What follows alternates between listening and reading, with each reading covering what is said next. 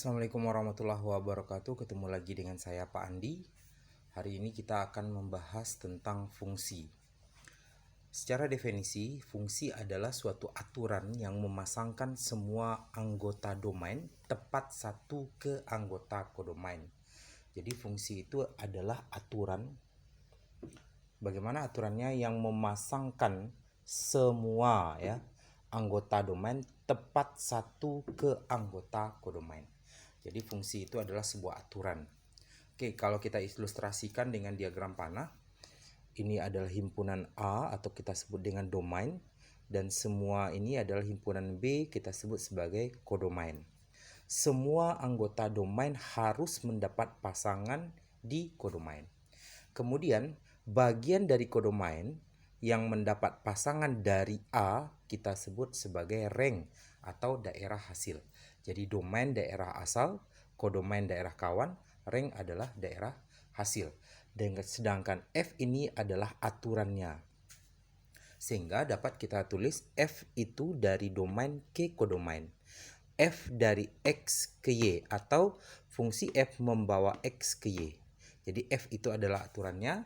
Dapat kita tulis Y sama dengan Fx. Artinya fungsi F membawa X ke Y gitu ya. Contoh di sini yang dapat kita berikan adalah 1, Y sama dengan Fx sama dengan 2x tambah 1. Jadi ini aturannya. Ya. Nanti untuk X tertentu maka dia akan menghasilkan Y.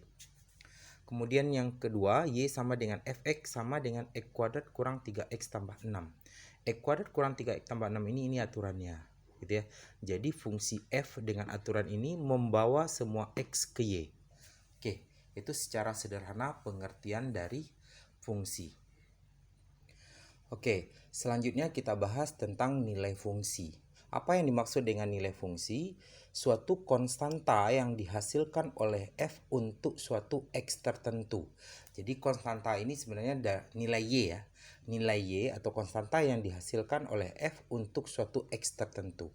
Contoh, kita misalkan punya Fx sama dengan 2x tambah 1, ini aturannya. Ketika X-nya sama dengan 2, maka nilai F2 X-nya sama dengan 2, berarti nilai F2 adalah mengganti variabel X semua X ini dengan 2. Berarti 2 kali 2 tambah 1 sama dengan 5. Jadi 5 adalah suatu konstanta yang dihasilkan oleh fungsi F untuk suatu X tertentu. Itu yang kita sebut sebagai nilai fungsi. Kemudian domain. Tadi kita sudah bahas domain. Domain itu adalah himpunan unsur-unsur yang membuat F bernilai, yang membuat nilai fungsi tersebut bernilai. Kemudian rank atau daerah hasil di sini adalah himpunan nilai-nilai dari suatu fungsi. Contoh, misalkan kita punya fungsinya adalah X kuadrat kurang 1. Domain dari F itu misalkan adalah 1, 2, 3. Jadi adalah nilai-nilai atau himpunan unsur-unsur yang membuat fungsi bernilai. Sekarang kita cek apakah DF ini membuat ini bernilai gitu. Kalau kita masukkan 1, ganti X-nya dengan 1, berarti 1 kuadrat kurang 1, 0. Ya. Kemudian 2. 2 kuadrat 4 kurang 1, 3.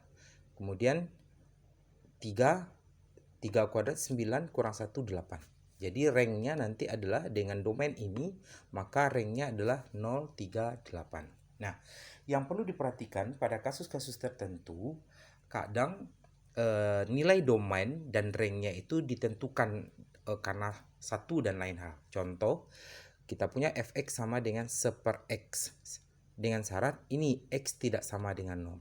Karena ketika ini domainnya kita sebutkan R, df-nya nanti R, semua bilangan real, tentu 0 tidak akan bisa karena 1 dibagi 0 adalah tidak terdefinisi. Maka df-nya itu bilangan real kecuali 0. Jadi 0 tidak kita ikutkan.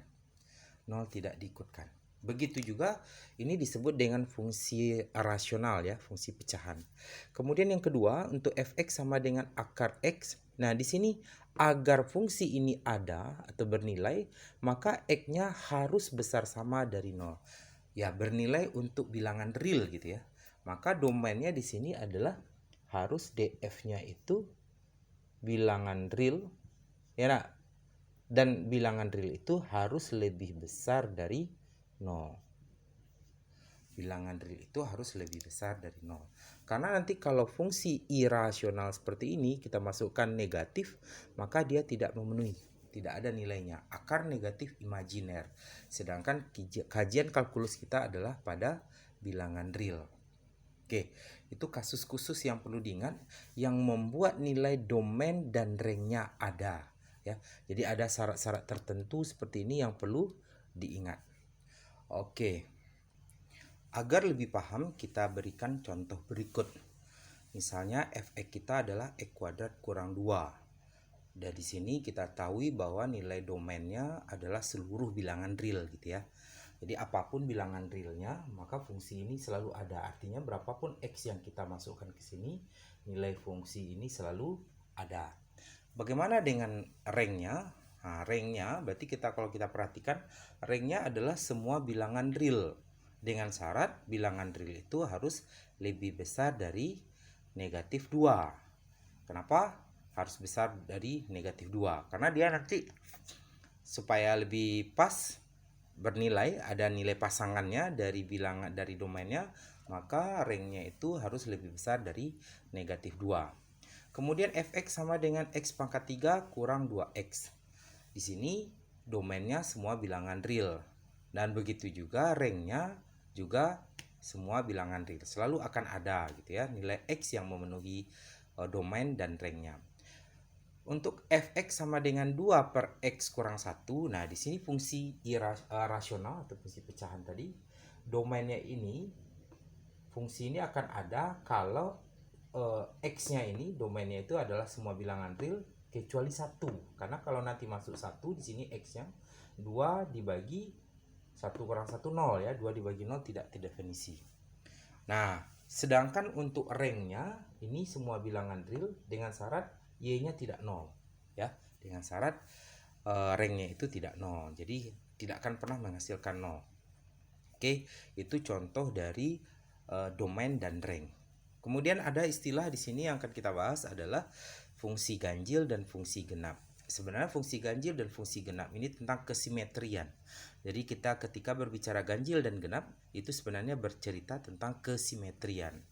Nah, kapan suatu fungsi itu dikatakan ganjil? Jika syaratnya adalah f negatif x sama dengan negatif fx, maka dia dikatakan ganjil. Contohnya di sini adalah fx sama dengan x pangkat 3 dikurang 2x. Nah, untuk dapat melihat secara gampang ya kapan suatu fungsi itu dikatakan ganjil, lihat saja pangkat dari suku-sukunya. Jika dia mempunyai pangkat bilangan ganjil, maka bisa kita katakan fungsi tersebut adalah fungsi ganjil, tetapi tentu perlu diperiksa gitu ya. Kemudian fungsi genap. Kapan suatu fungsi dikategorikan genap? Jika f min x atau f negatif x sama dengan fx. Ya. Nah, kondisi seperti ini kita katakan sebagai fungsi genap. Contohnya adalah fx sama dengan x kuadrat kurang 2. Jadi ciri gampangnya melihatnya adalah suku-sukunya itu berpangkat genap. Kalau suku-sukunya berpangkat genap, maka bisa kita kategorikan fungsi itu adalah fungsi genap. Oke, selanjutnya ada dua fungsi khusus lain selain fungsi ganjil dan fungsi genap tadi, yaitu fungsi nilai mutlak.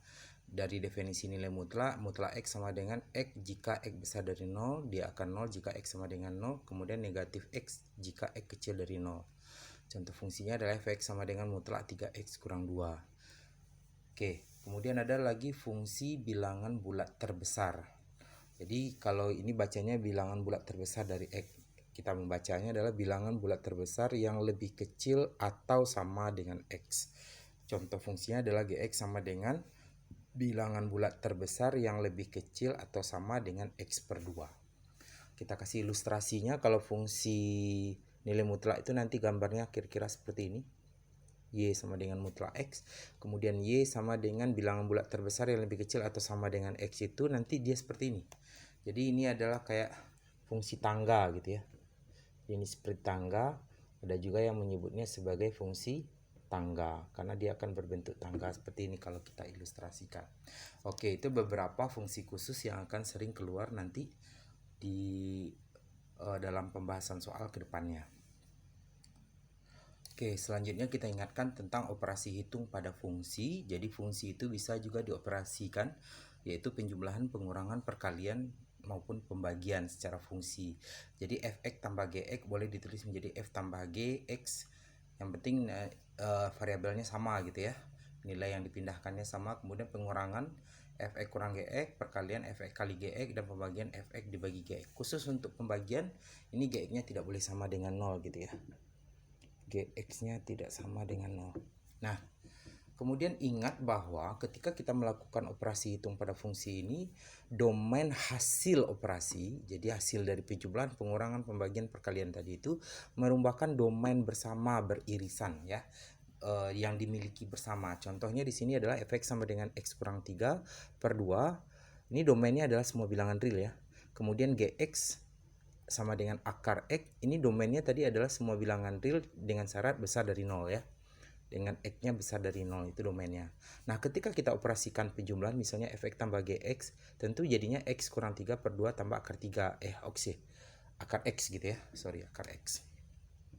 Nah, kalau begitu domain dari f tambah g, domain yang baru, fungsi baru ini tentu adalah yang domain x elemen R untuk f diiriskan dengan x besar sama dari 0. Tentu karena ini lebih besar diiriskan dengan yang kecil, maka jawabannya adalah x besar sama dari 0.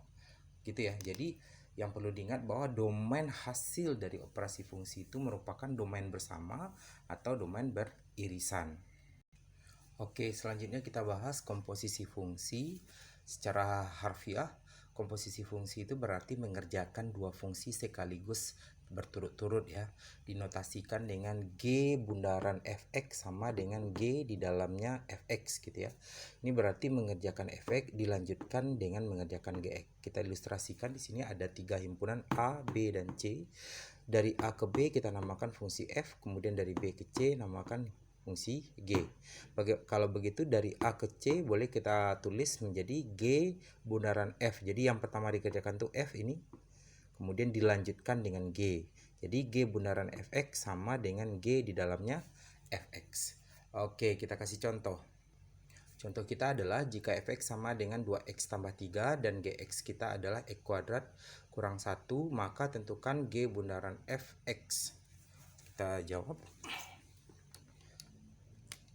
Yang ditanya adalah G bundaran fx, ini berarti G di dalamnya fx sama dengan G, masukkan fx-nya 2x tambah 3, kemudian masukkan ini, kalau gx ini keluarnya, kalau G 2x tambah 3 berarti jadinya adalah 2x tambah 3 kuadrat kurang 1. Ini kita jabarkan boleh, 4x kuadrat tambah 2 kali 3 6, 6 kali 2 12, tambah 3 kuadrat 9 kurang 1. Berarti jawabannya adalah 4x kuadrat tambah 12x tambah 8. Oke, itu contohnya. Jadi secara sederhana arti dari komposisi fungsi adalah mengerjakan dua fungsi secara sekaligus berturut-turut. Itu arti dari komposisi fungsi. Kemudian ada lagi inverse fungsi. Inverse fungsi. Nah, untuk memahami inverse fungsi kita kasih dulu ilustrasi gitu ya. Inverse fungsi kalau secara bahasanya ini adalah balikan ya. Balikan fungsi. Kalau kita punya y sama dengan fx, maka inverse-nya nanti adalah x sama dengan f inverse y. Jadi kalau kita punya fungsi misalnya begini, ini himpunan asal atau domain, kemudian ini dari sini ke sini f, jadi dari f itu dari A ke B ya, dari A ke B.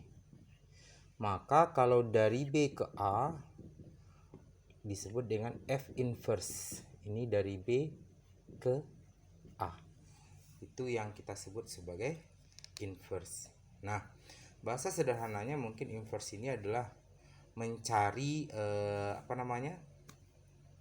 kalau di sini kan f membawa x ke y, sedangkan inverse itu adalah fungsi balikan Y ini berasal dari X apa. Jadi X itu balikan. Jadi ini yang dicarinya adalah X gitu ya. Jadi fungsi yang membawa yang membuat asal Y itu apa gitu ya. Nilai apa yang berasal dari fungsi itu yang menghasilkan Y. Nah, gitu bahasanya kira-kira. Oke.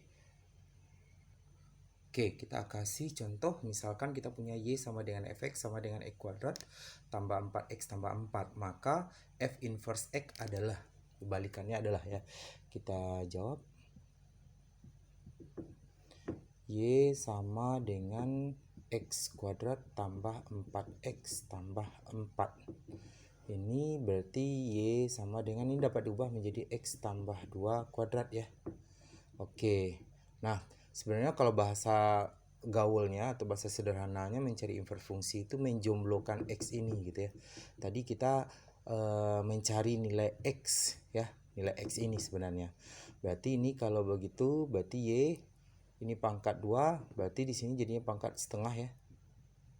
Setengah sama dengan X tambah 2. Berarti X saja sama dengan Y pangkat setengah kurang 2. Nah, ini kita ganti dengan F inverse X sama dengan semua Y diganti dengan X, yaitu akar X kurang 2. Oke, ini inverse-nya. Ya, ini inverse-nya. Nah, itu yang kita sebut sebagai inverse. Oke, selanjutnya di samping fungsi-fungsi tadi yang sudah kita bahas, komposisi dan inverse, juga ada fungsi trigonometri yang perlu kita ingatkan, yang akan menjadi bahan kajian kita nanti di limit dan di turunan serta integral. Kita ingat sedikit, fungsi trigonometri adalah fungsi yang memuat bentuk sin, cos, dan tangen, itu secara sederhana ya, secara sederhana. Kita ingatkan lagi apa itu sin, cos, dan tangen. Andaikan kita memiliki segitiga ABC, siku-siku di C. Kemudian di sini panjang alasnya adalah A, panjang sisi tegaknya adalah B, dan hipotenusanya adalah C. Kemudian ada sebuah sudut beta di sini. Maka sin beta itu adalah perbandingan depan dan miring. B per C, cos itu samping per miring, A per C. Kemudian tangen itu depan per samping, B per A. Itu mengingatkan saja. Kemudian ingat bahwa sin alfa, sin negatif beta itu sama dengan min sin beta. Berarti ini adalah fungsi ganjil. Sedangkan cos adalah fungsi genap. Ingat, cos negatif beta sama dengan cos beta. Kemudian rumus identitas, beberapa rumus identitas. Di sini tangen beta itu sama dengan sin beta per cos beta. Kemudian cosec beta itu seper sin beta, sekan beta itu sama dengan seper cos, kotangen itu sama dengan seper tangen. Kemudian rumus identitas yang mengandung 1 di sini, sin kuadrat beta tambah cos kuadrat beta sama dengan 1, kemudian 1 tambah tangen kuadrat beta sama dengan sekan kuadrat beta, 1 ditambah kotangen kuadrat beta sama dengan kosekan kuadrat beta. Itu rumus-rumus dasar trigonometri yang memang sudah harus dikuasai untuk persiapan mempelajari limit, turunan, dan integral. Kemudian yang perlu diingat juga adalah tentang relasi. Di sini sin pi per 2 kurang X itu setara dengan cos X, kemudian cos pi per 2 kurang X sama dengan sin X, kemudian tangen pi per 2 kurang X sama dengan kotangen X. Kemudian yang perlu diingat lagi adalah rumus jumlah sudut, sin alfa tambah beta sama dengan sin cos tambah cos sin gitu ya. Kemudian cos alfa tambah beta adalah cos kurang sin, kemudian tangen alfa tambah beta adalah tangen alfa tambah tangen beta per 1 kurang tangen alfa tangen beta.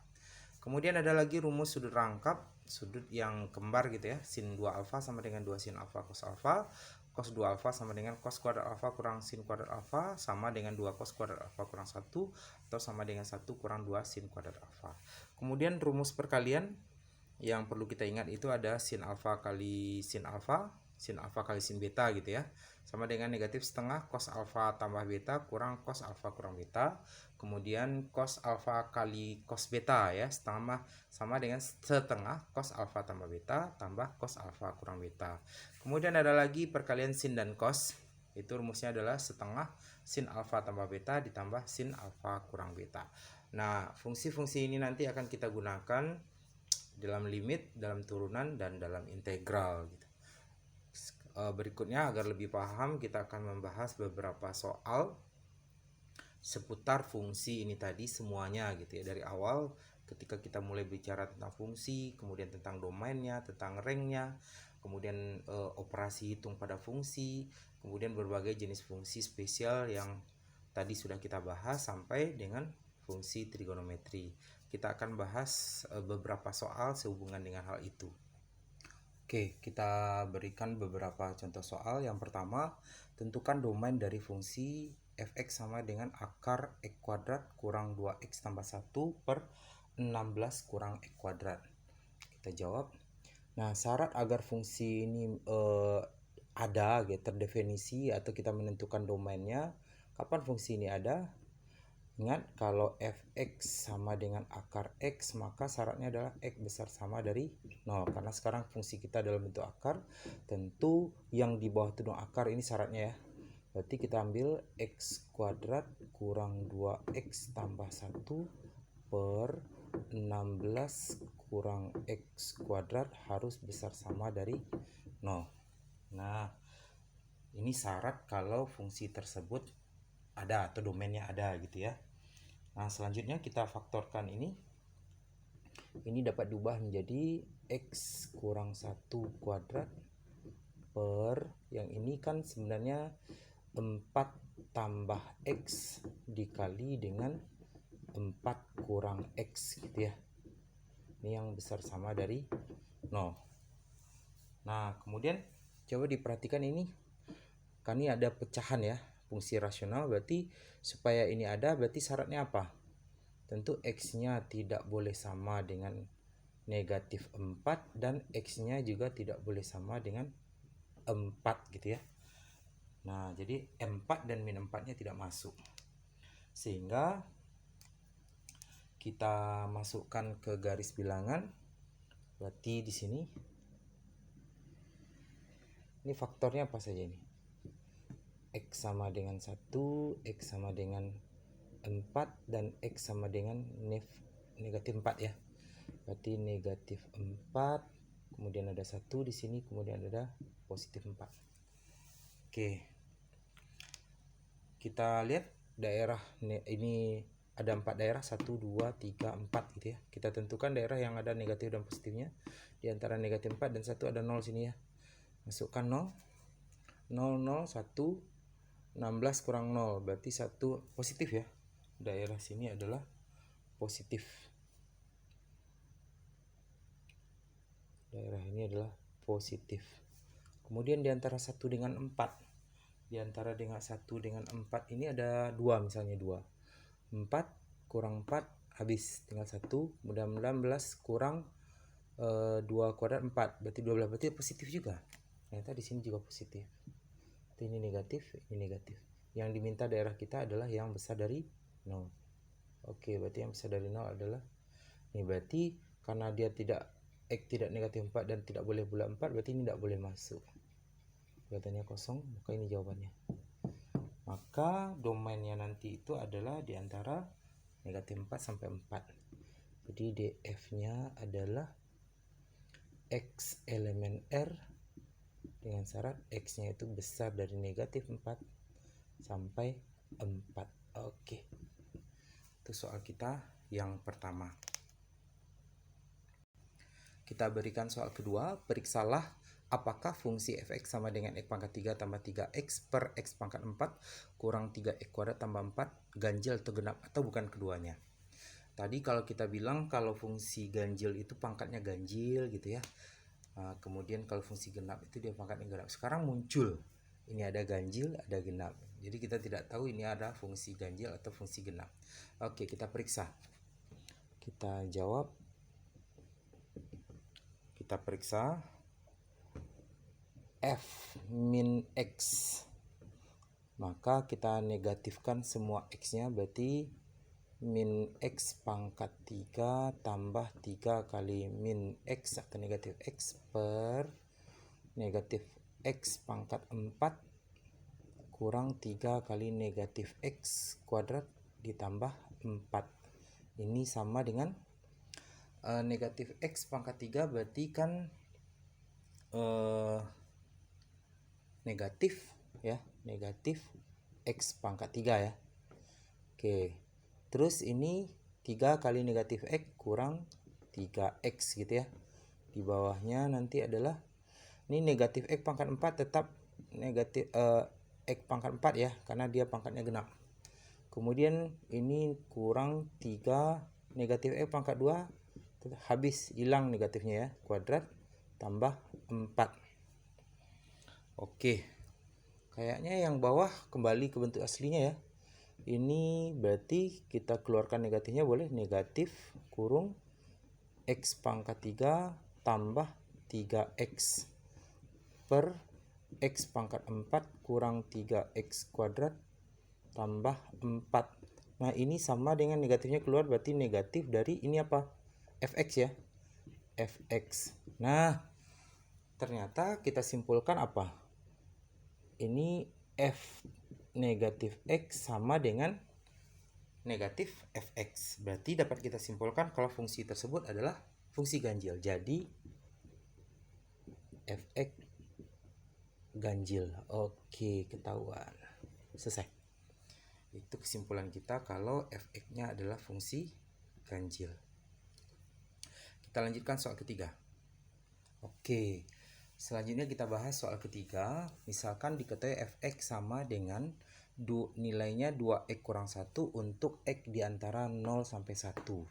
Jadi kalau fungsi Fx ini 2x kurang 1 ini domainnya ya.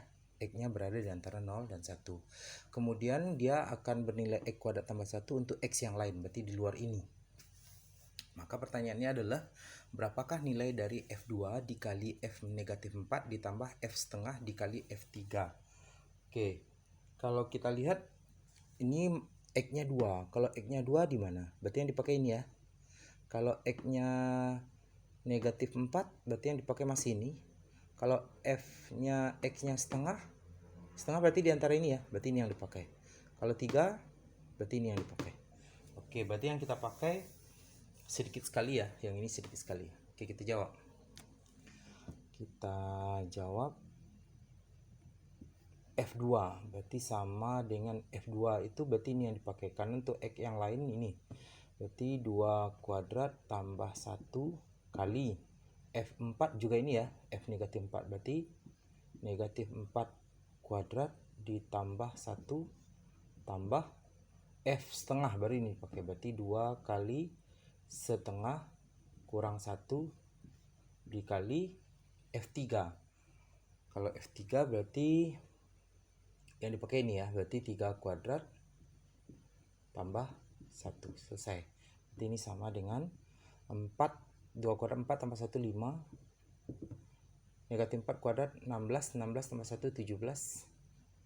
Tambah ini habis 2 kali setengah 1, 1 kurang 1 0 ya. Ini 0. 0 kali ini 0. Ya, 0 kali bilangan adalah 0. Oke. Berarti 5 kali 17. Jawabannya adalah 85. Selesai. Oke, nilainya adalah 85.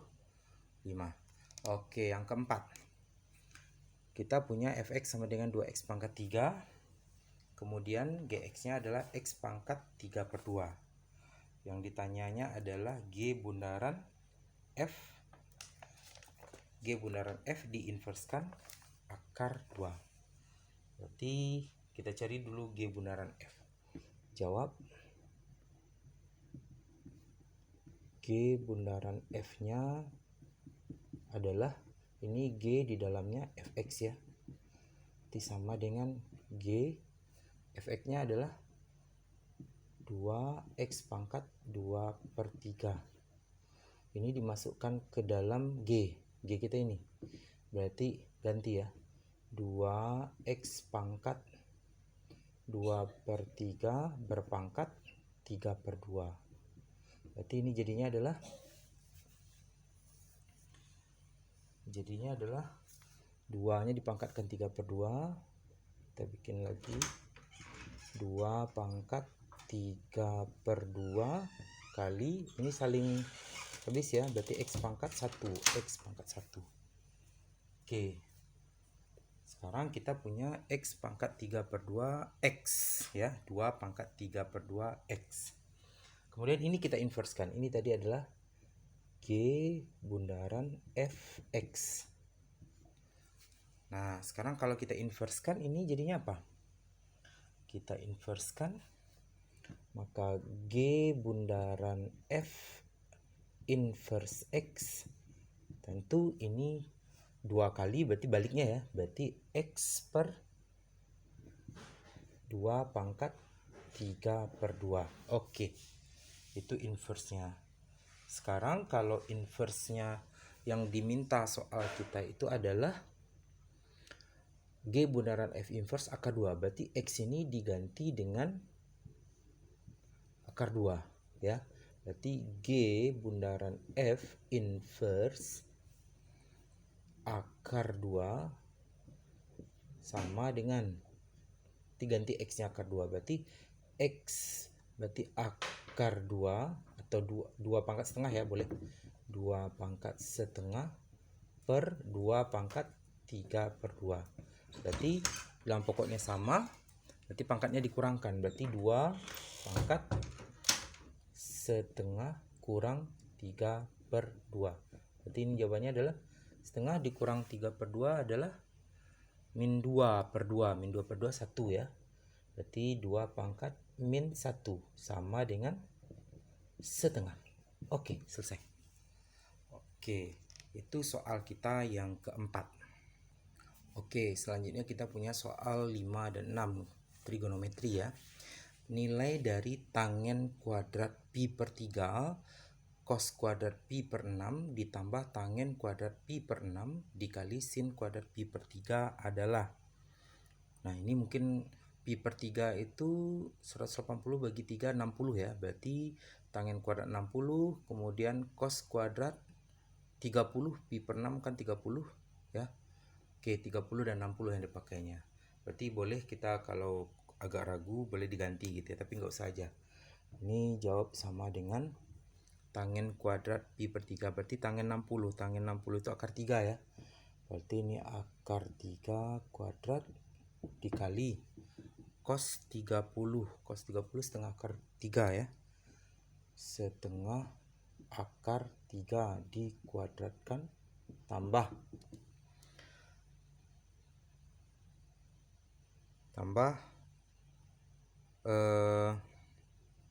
tangen 30. Tangen 30 berarti 1 per akar 3 kuadrat dikali sin 60. Sin 60 setengah akar 3. Oke, setengah akar 3 kuadrat. Oke, ini jawabannya adalah akar 3 kuadrat berarti 3 kali ini 3 per 4. 3 per 4 ditambah ini 1 per 3 dikali 3 per 2. 3 per 4 ya. 3 per 4. Jadi jawabannya adalah 9 per 4 ditambah ini 1/4 sama dengan 10 per 4. 10 per 4. Selesai. Jawabannya adalah 10 per 4. Oke, nomor 6. Nomor 6, jika X sama dengan 3 tan theta, maka sin theta dikali cos theta adalah. Jawab, kalau dipandang-pandang ini soalnya sulit ya, tapi sebenarnya ini gampang sekali. Diketahui X sama dengan 3 tan theta. Kalau gitu tan tetanya saja apa? Tentu X per 3 ya. X per 3. Kita gunakan segitiga siku-siku pembantu kita di sini. Oke, taruh tetanya di sini. Oke. Tangen itu depan per samping ya. Berarti sini X, di sini 3. Berarti di sini akar X kuadrat tambah 3 kuadrat 9 ya. Oke. Berarti akar dari X kuadrat tambah 9. Maka sin theta dikali cos theta sama dengan sin ini apa? Depan per miring. Berarti X per akar X kuadrat tambah 9 dikali cos samping per miring. 3 per akar X kuadrat tambah 9 sama dengan X kali 3, 3X. Akar X kuadrat tambah 9 dikali akar X kuadrat tambah 9 berarti X kuadrat tambah 9. Selesai. Oke. Itu nilai dari sin theta dikali cos theta. Oke, kajian kita tentang fungsi dan teman-temannya sampai ke fungsi trigonometri yang sering muncul nanti dalam kalkulus sudah kita selesaikan. Silahkan diambil manfaatnya. Silahkan jika bermanfaat, silahkan subscribe, like, komen, dan share.